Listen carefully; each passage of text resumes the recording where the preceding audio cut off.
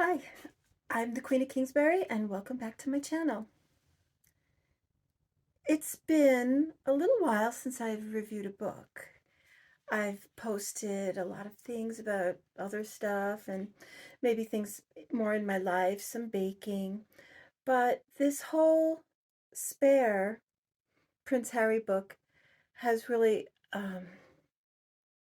I guess it's motivated me to review it. I I told everybody I'm not buying it. I'm not going to buy into people, even if it's a member of the royal family.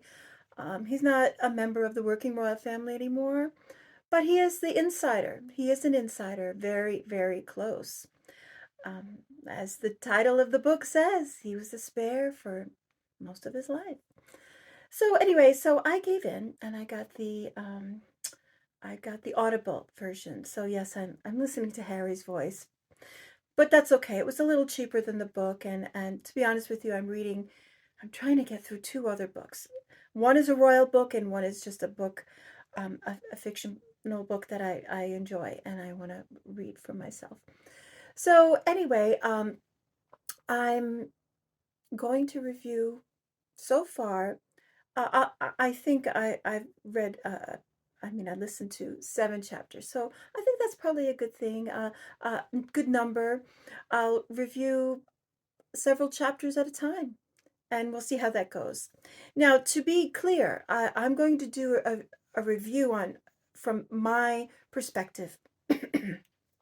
I'm not writing for the New York Times or for LA Times or for the London Times. I am just reviewing it on my channel. And it's all, my review will be based on what I know of the royal family. Uh, my background with the royal family is I've been following them pretty avidly for my life. I was 15 when Diana wed Prince Charles. I just needed a sip of water.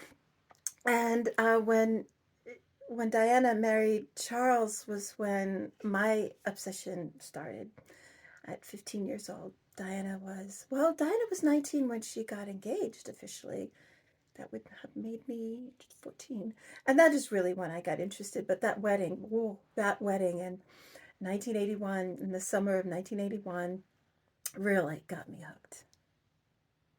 So I'm not one who really bought into the tabloids over the years. I followed Diana when she was on the news.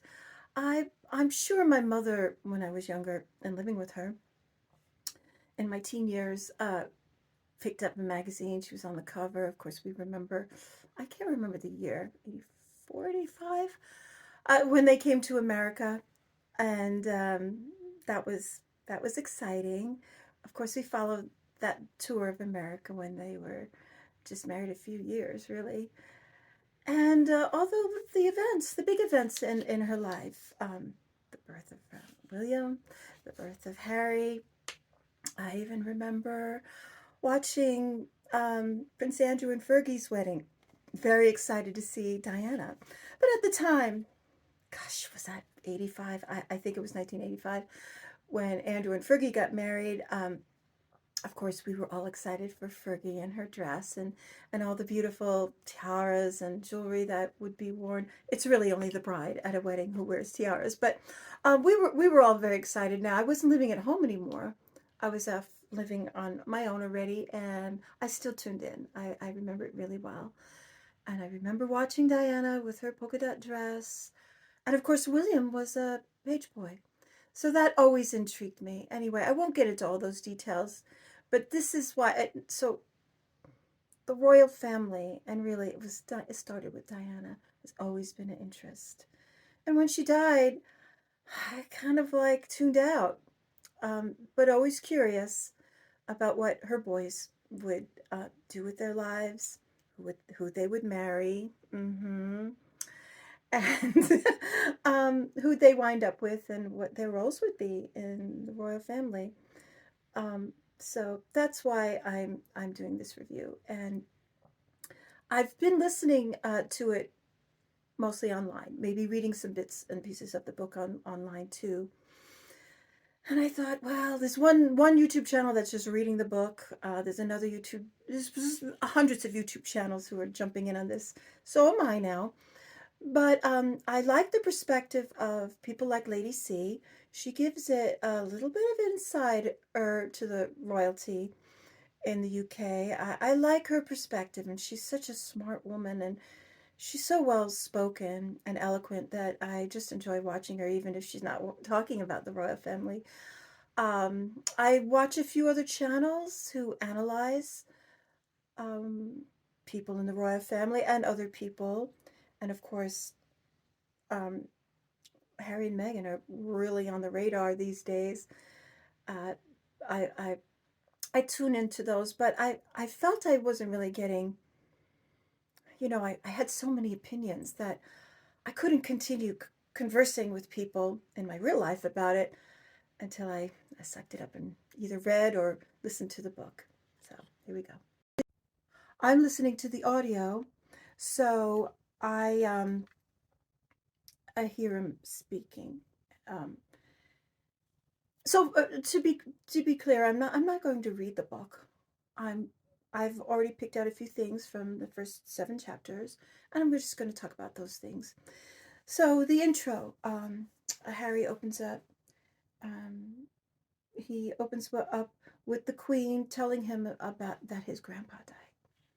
So that's very poignant and a very recent event in his life and all our lives, and of course very personal to him. It's his grandpa. And it just so happens that the Queen is telling him that's because she's his grandma. And it goes on, and he starts talking about Prince Philip, his grandfather, in his life. And at one point, people were telling Harry, according to Harry, he's got to get rid of the beard.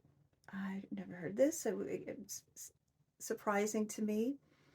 But I guess, being part of the business called the royal family, as we famously know, Prince Philip coined it the firm back in the 40s when he was courting Princess Elizabeth at the time.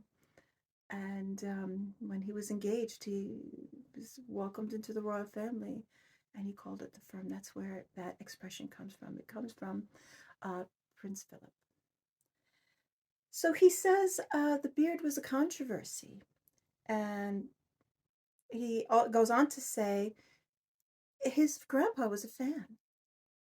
So I can try to put up a picture of Harry with his beard. He famously has had that for the past 6, 7 years, maybe. Prior to that, it was clean shaven because he was in the military, and I don't think he could wear a beard in the military. But his grandpa was a fan, and he goes on to describe that. And then this his narrative takes him on a reflective walk around the grounds outside of Frogmore Cottage. So then it goes on that Harry reflects on the burial grounds outside his Frogmore Cottage. And that is the house he moved to once he was married. So he's already married. I'm not sure if he had Archie or not. But anyway, he's on Frogmore Cottage. He talks about all his ancestors buried there. And then he makes a reference to Hamlet. We all know Hamlet was written by Shakespeare. Um, Now, this is my opinion. I'm going to start out with a little disclosure. My opinion is I really doubt Harry's walking through those burial grounds and thinking of Hamlet, visiting the ghosts, and quoting Hamlet or quoting Shakespeare at all. He even said in that interview that he had for Spare with Bradbury that Bradbury quoted Shakespeare, and Harry said, "I'm sure you've read more Shakespeare than me," something like that. So anyway, it's very so this intro chapter is beautifully written. It's eloquent and it's poetic. I really doubt that's Harry, but it's no secret there's a ghostwriter. He couldn't write a book. I couldn't write a book. I don't think most people can write a book, but the ghostwriter is now quoting Shakespeare. That's my opinion. Hamlet, walking through the grave yard of his ancestors. Okay, so then he talks about his mother being the most recognizable person and most beloved. Well, he's right there. I mean, she really, really was. I mean, of course, there's other people in history, even our current, who have achieved so much, maybe more than Diana. But Diana was an icon. Um, to add to that, of course, when an icon like Diana dies so young, 36, I mean, it's more than 20 years ago for me, my age.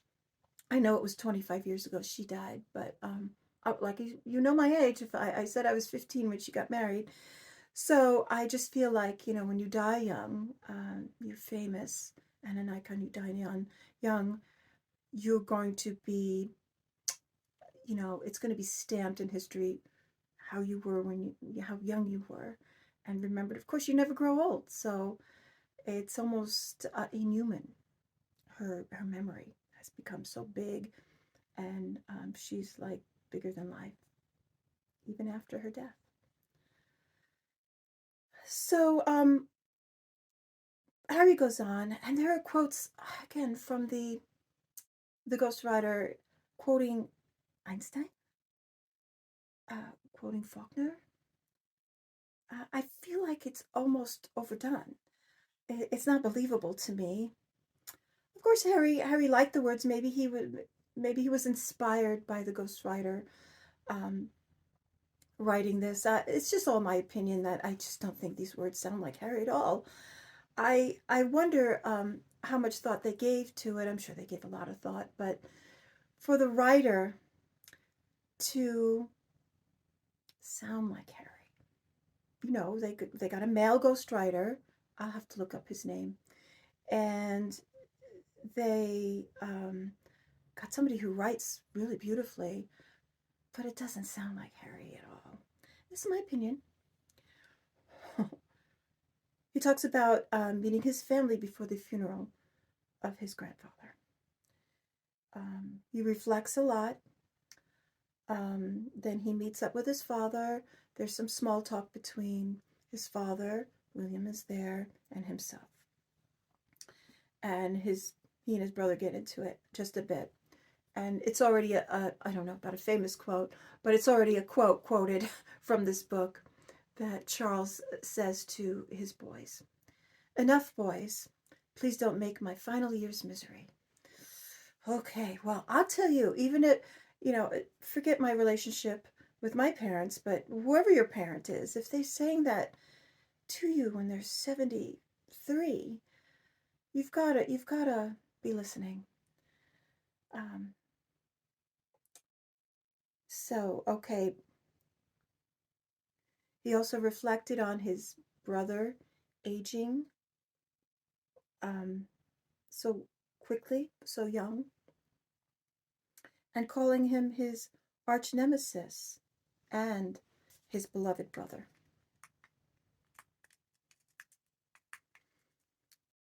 And the conversation then says, he talks to William, say, this was supposed to be where we grew old, where we lived our whole life.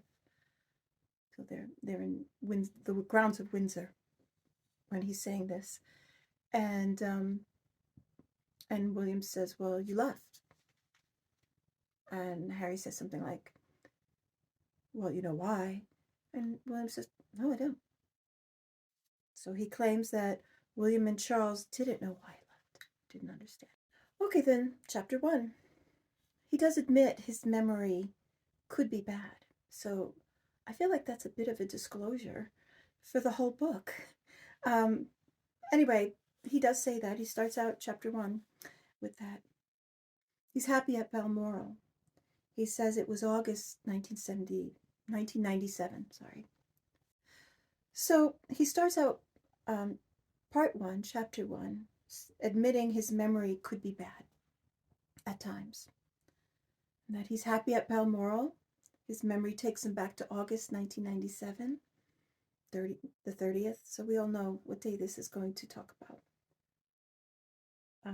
He was there without his mother, his Parents were divorced, and Mummy's not there anymore. She's not, he was told she's not part of the royal family anymore.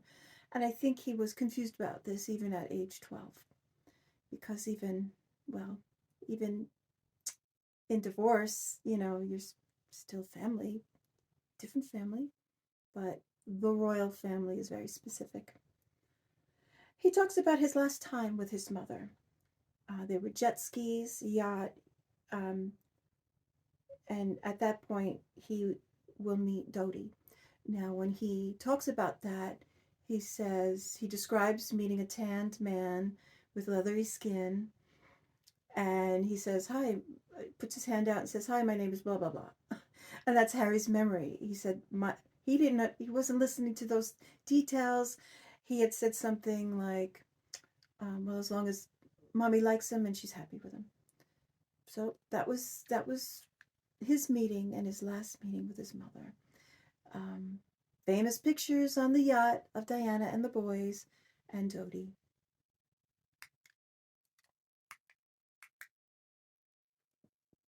So the opening of chapter 2, he's at Balmoral and he describes the grounds, the architecture, the outdoor scenery, the River Dee, etc. I believe that a place like that could leave an impression on anybody, even a young boy like that. And of course, even after that particular time, he had gone back to Balmoral often. Um, and he describes his memory as being his own and his own memory. And it just reminds me a little bit of when people say, "This is my truth." So there's something to be said for that. I understand there is only one truth, only um, one actual events that happen, but everybody does have a different perception on their memories and the things they go through. So he's making this point, and I think he's making this point on purpose, of course, very much on purpose, because I would imagine that the ghostwriter, the publisher, the people assisting in this book writing are going to do some fact checking and say, well, this doesn't make, correct this because no. And he would probably say, that's how I remember it. So this is my memory of it and I can't help it. So here he is describing his memory as his own, not necessarily facts. Very important that he's saying this in this book. Okay, there could be a lot of alleged things. He's not going to say allegedly, this is my memory. But he's saying very clearly, not necessarily facts. Then there's another Faulkner quote. William Faulkner, an American classic writer. I just don't think this Harry is going to be quoting him. I don't know, maybe, I didn't write down the exact quote that I heard him say. I just didn't think it was real. I feel that's very much the ghostwriter. My personal opinions. He talks about one of his ancestors, a previous Prince Harry, who was exiled and came back to annihilate everything in sight. And he said, "We're kindred spirits." Wow. I don't know if I like the sound of that. Is that his intention? He has 3 books to write. I think he had a 4-book deal when he first announced the book deal. 3 more books. Then he describes the grand staircase and the interior of Balmoral Castle.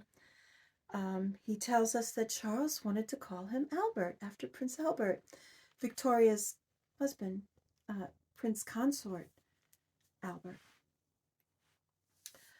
He talks about Victoria's father, who was, a masochist or something. I don't know why that matters to I still feel this is the author putting in a little more dramatic effect than maybe what Prince Harry came up with for his book. This is my opinion.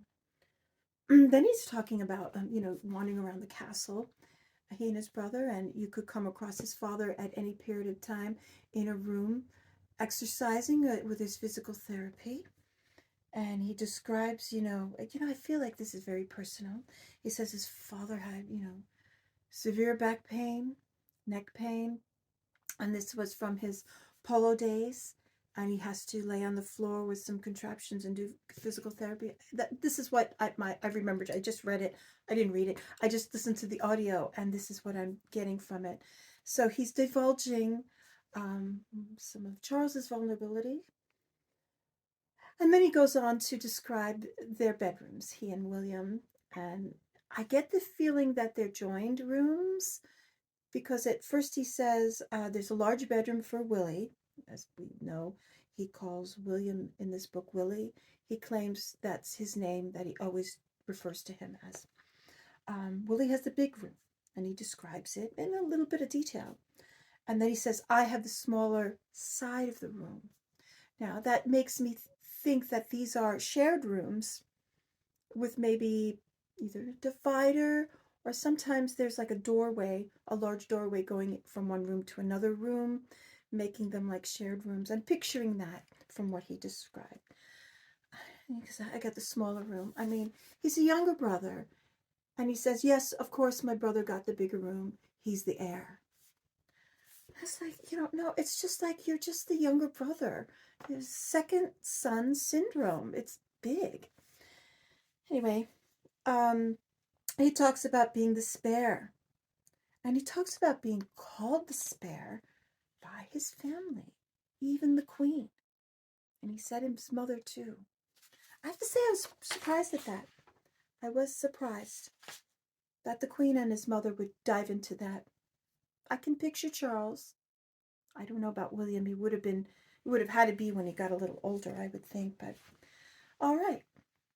And he describes at 20, he had heard, he probably looked this up on the internet at some point, the story about when he was born, about his father talking to his mother and saying, you did your job. I have the heir and a spare. And then he says, then of course my father went off to see his girlfriend. We know who that is now. Camilla, the queen consort. So now up to here, it just seems a little melodramatic to me, but I'll get through it. It's easy. I put the Audible on in the background. If I'm driving, or if I'm cooking dinner or something, that I just don't have the patience to sit down and read these words written by the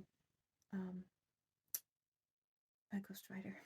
Okay, chapter 3. We'll go on. Again, a description of Balmoral. He's describing old water into the bathtub, a claw tub. Of course, it's an old building, and it looks like weak tea color.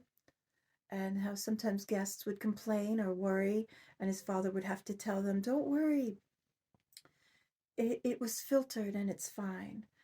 And again, I just don't feel like I'm listening. I made a note, and I said, I don't feel like I'm listening to Harry's words, despite him reading it, because when I'm listening, it's his voice.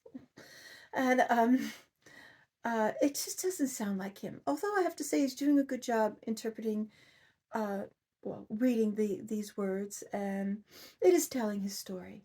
Even though it may be in the ghostwriter's words, it is telling his story. Okay. So it's August 30th again, 1997. He's TV watching, dinner in his room with William. China's brought up with big chrome dome tops, and of course underneath it is just fish fingers. And Mabel, the nanny, is there. He said it was Charles's nanny. I don't know. I think I heard that. And then he mentions how he and his brother knows it's 8 o'clock when they hear his father shuffle by in the hallways, past their room, with what his father calls his wireless books.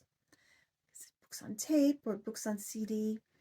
At the time, thinking in 1997, we weren't streaming in. There wasn't Audible yet, so it would be like books on tape, books on CD. He calls them storybooks. Describes his father as wearing Too Much La Sauvage, which is a French cologne, and how he comes into the room, says goodnight, and leaves, and lingers. His cologne lingers behind him.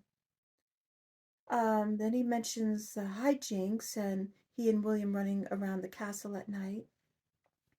So at this point in 97, they are the ages when their mother dies, 12 and 15. Still young boys, not yet grown ups. Um, I think there's lots more anecdotes from the writer, um, referencing Prince Albert, and there's hating bagpipes. Prince Albert hated bagpipes, um, and they came across the bagpiper, and at that night he said, "Go ahead and try." So they tried the bagpipes, and it was very hard. Um, and they said that the bagpiper had a barrel chest. He didn't use those words. It's a very broad chest to blow into such an instrument. Um, and of course, Mabel monitored them before bed, made sure they brushed their teeth, and they dove into bed. Um, and then he refers to the monograms on the bedding as ER, and we all know that's Elizabeth Regina. I thought that's how it's pronounced. That's how I've always read it. That's how I've always heard it. But Harry calls it Elizabeth Regina, I think. I'm pretty sure. And I don't know why he put that accent on it. I suspect it might be the ghostwriter. Not sure. Compares himself with Diana, hating certain things, not liking the dog, and his love of people, etc. I think both these boys are desperate to be like their mother, and this is my anecdote into this review that I often found in the past 10, 11 years that William's been married to Kate, um, that he's desperate to bring her to life. Through his wife, through his marriage, through his children, maybe, through his similarities. And I find that in the beginning of this book already, that even Harry too is already talking that way. How much am I like my mother? How much is William like their mother? So he also says he needed the door left open. He was only 12. That's understandable. Sometimes I need my door left open too. Closed, open. It's all very particular. Everybody needs something. And he said he was not yet dozed off. I'm not too certain. He wasn't too clear. And then to his surprise, his pa enters the room. And he says, "Yes, darling boy." He describes the room. "Darling boy, Mommy's been in a car crash." "She's all right, yeah?" "Oh, good God, no, no, no." Of course, Charles goes on and says there were complications. Mommy's been quite badly injured and taken to hospital. Yes, head injury. Head injury. They tried, darling boy. She didn't make it. And Harry says everything came to a stop. Now, I have to say, most of my viewers won't know this about me, my family will, that when I was 9, I lost my father. And it was uncannily similar to William and Harry's story. I was 9, I had 2 older sisters. We shared a bedroom. The night before, my father had come over for dinner. My parents were separated at the time. And we went to bed and he stayed. We heard some talking and we drifted off to sleep. And the next morning, this was July 7th, 1975. So it was quite a while ago, but I remember it exactly. I remember the smells. I remember what I saw. And we thought, why aren't we up going to camp? We had been going to day camp. We got up every morning. My mother must have been met to work while we were going to camp. That's why we were going to camp. And so we were briefly curious. My mom came in and she told us, I remember, she told us your father was in a car accident and he was killed. I didn't get a hug, not from my mother. I, as a matter of fact, started screaming and started running to our apartment. We were living in New York at the time. And I just started screaming. I remember specifically what I did. I was a couple of years younger than Harry. And I remember pinching myself to wake myself up from the nightmare. I remember it distinctly. And I remember slamming my finger in the door on purpose because I wasn't waking up. And I remember the moaning, the crying, my sisters and I. I do not remember my mother hugging me. Not that you're tuning in to hear my story, but similar, very similar. Now, mine was not on a world stage, but I don't know how much that really, well, I guess it will make a difference as the book goes on. But my experience at that, when I read that, was very, very similar.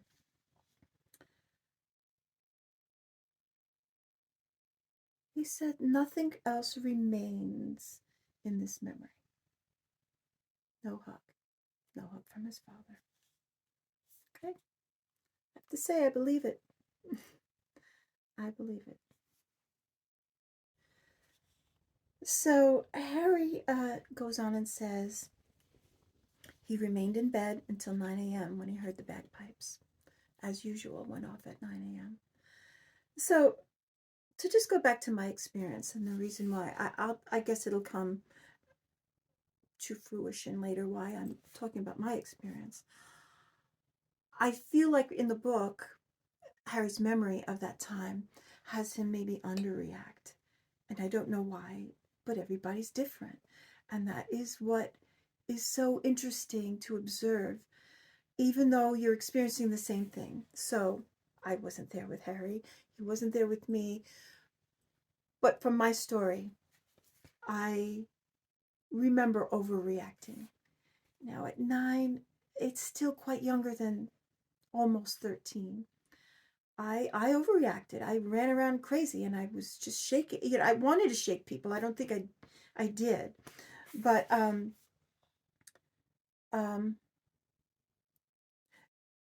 so remembering that time, my sister, I had 2 sisters who shared that experience with our mother telling us that our father was killed overnight. And later on in our lives, I had tried to talk to my sister about it. I tried to talk to my oldest sister who was 15. I mean, wait a second. So I was 9, 11. No, she was 13. She was 13.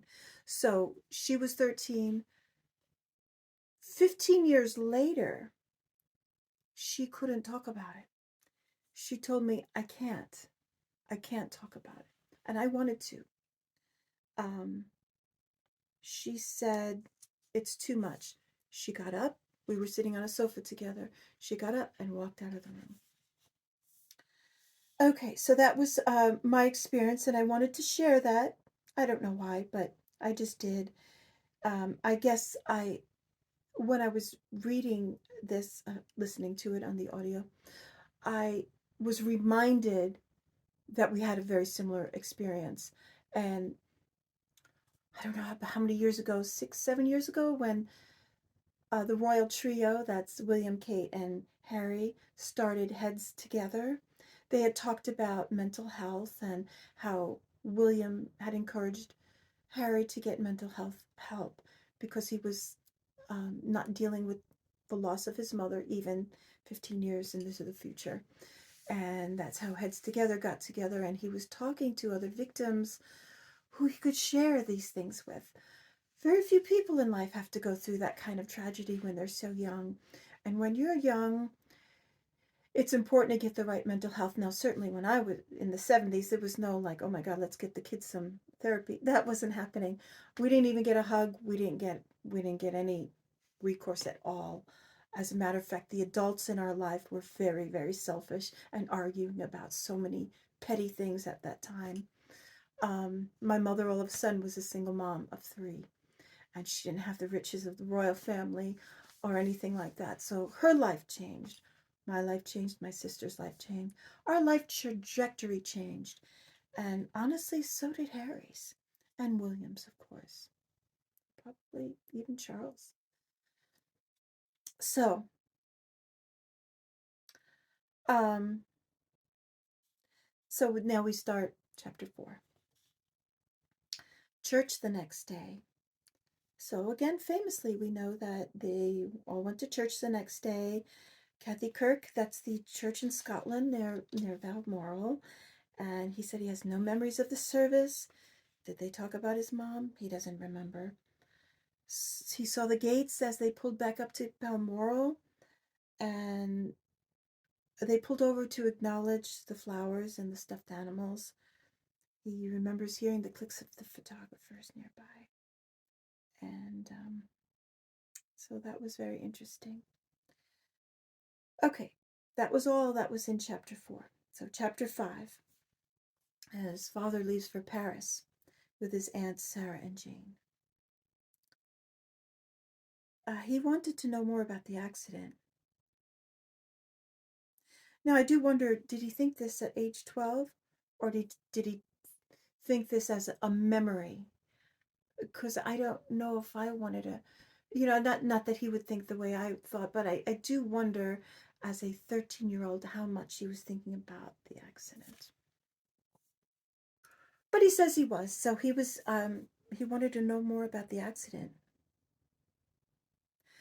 And then he goes on to say, very interesting, that he convinced himself she faked her death.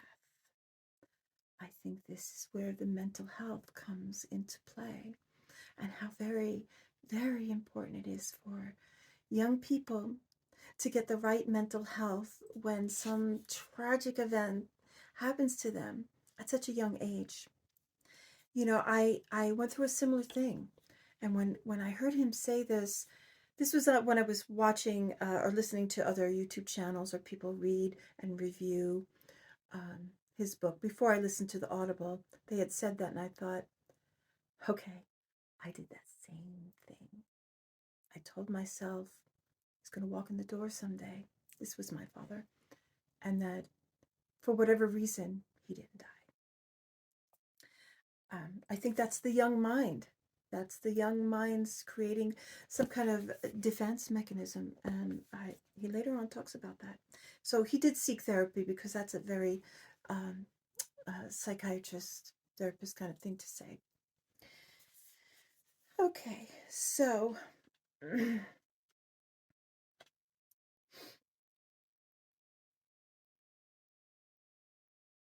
okay, so he said, "Mommy would never do this to us." Unspeakable pain. It's unspeakable pain that I say I think is real. I think that unspeakable pain is real. Okay. He said she'll be back for my birthday in 2 weeks. No one said anything, he said. They weren't watching TV. They kept the TVs away from he and William. And he said nobody talked about her. Nobody said anything that time in Balmoral for the next 2 days. He said 2 blue boxes arrived from his Aunt Sarah for he and William. 2 locks from Mummy's head, her hair. I don't know, this seems interesting.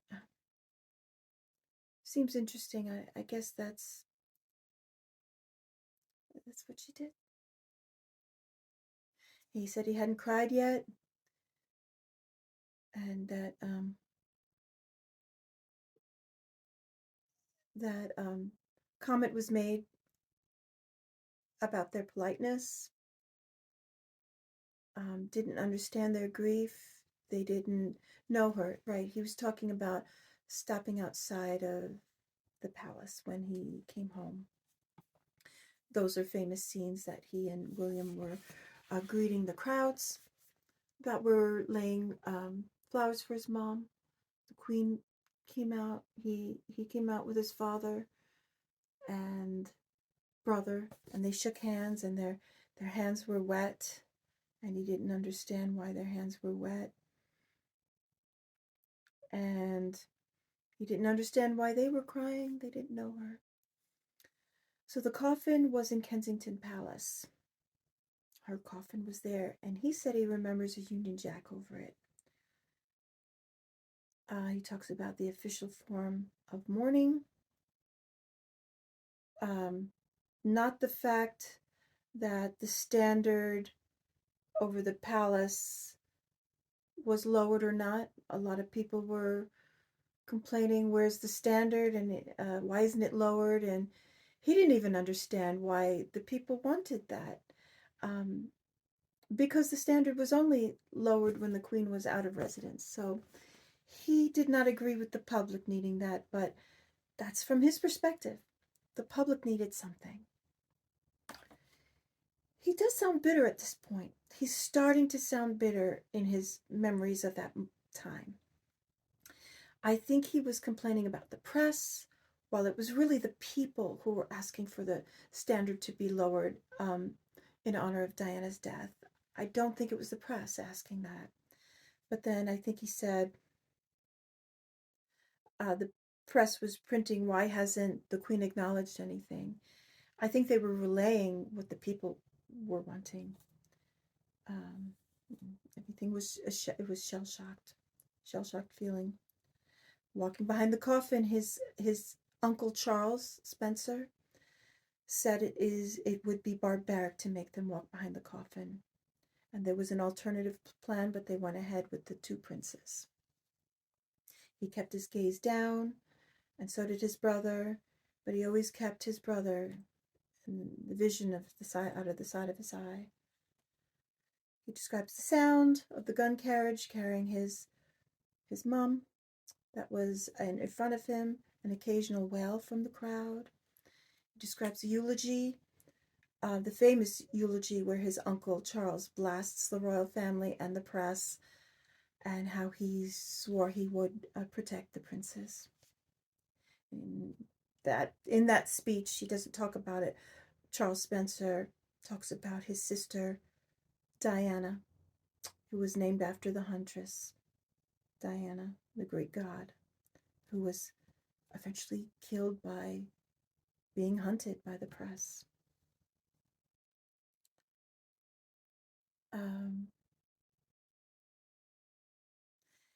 He also says that when he went back, there was the royal standard. The royal standard was on her coffin at the church, and how he feels that did Granny forgive her? Because the Union Jack wasn't on it anymore. It was the royal standard. Then he drove to Althorp, which was his mother's family's home, which his uncle was now the Earl Spencer, who was in charge of Althorp. And the coffin was lowered into the grave on the famous island where Diana is buried. And he was told that his mother was buried with a photo of he and his brother in her hands. It's a lot of detail to give a young boy. It's just a lot. I don't know if that was smart or not, but he remembers that. He said he broke when the coffin was lowered into the ground.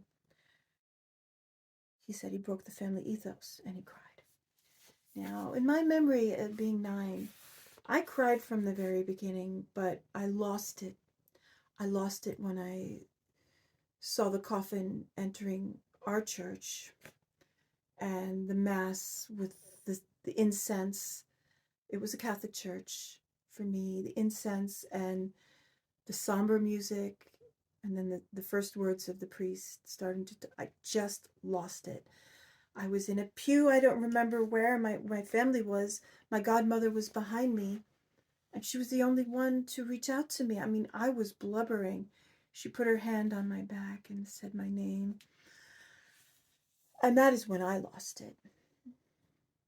So I understand. And he said he still didn't believe it at that point. Didn't believe that his mother was. Okay, chapter 7. Everyone moved on. Back to school, back to work.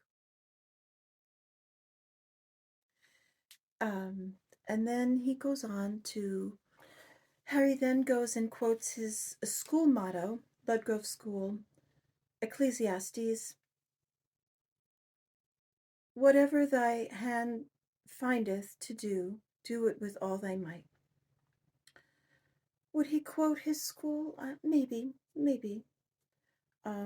It's possible the ghostwriter looked up some things about his school and maybe reminded him about this quote and would it fit into how he felt at that time. I don't know why I feel these things. I just really do. I do feel them. Maybe he remembers the quote. It's quite possible. It's just my thoughts. He said Ludgrove looked like a country church. It has 200 arches. 200 acres of woodland and meadows. He was alone, always trying to keep busy. He kept no one too close. There were 100 boys. Many of them bathed together, ate together, roomed together. He mentions personal body parts. Don't need to know that. And how his classmates would know and talk about the different groups you'd be in if your body part looked a certain way. Unnecessary information, I'm sure. I think that's oversharing. Oversharing. Maybe he needed to fill the book. Maybe he needed to have something sensational. I can't even imagine why that made it in the book. Maybe it was somebody else's idea. I think. He turned 13. He said it was tradition to have cakes, sorbet, and he chose black currant and mango, which were his mother's favorite. Um, yeah. And somebody said, okay, make a wish. And he said, I wish my mother, and then it stops. And then I remembered, oh my God, I had wished, and I had thought about this when I first heard one of the other YouTube channels read this passage and comment on it. That is exactly what I did. My next birthday after my father was killed in a car accident. I was 9, and for the next at least 5 years, at least, every birthday wish was for for my father to walk through the door. And he had that same wish for his mother. I think this is touching on a definite need and awareness for if children go through a tragedy like this, especially, their mother or father dying, close family. It's just neat. We're not, cavemen anymore. We have mental health access. People need to be talked to. People need to be hugged. People need to be told everything will be okay, and they need to talk about it as often as they need to. It needs to be talked about. Then he says he got an Xbox that was delivered by his Aunt Sarah, and he said it was from his mother. We all know the Xbox came out like 4 years after 1997. So how did he get an Xbox? Maybe it was an Xbox and it was PlayStation, or maybe it was a different gaming system. I don't know. But that's pretty big, many years difference. And she insisted it was from his mother. And he remembered he had said something like, "Oh well, my father said my mother's head was damaged," and then he goes on and says, "But then he speculates maybe he had brain damage. His memory wasn't quite what it used to be. He says this might have been a defense mechanism." And I mean, if he's not remembering things correctly, um, it's possible that it is a defense mechanism to create a story or to remember certain things a certain way. And maybe not sleeping well enough. I remember having lots of nightmares and being very uneasy in life after my father died.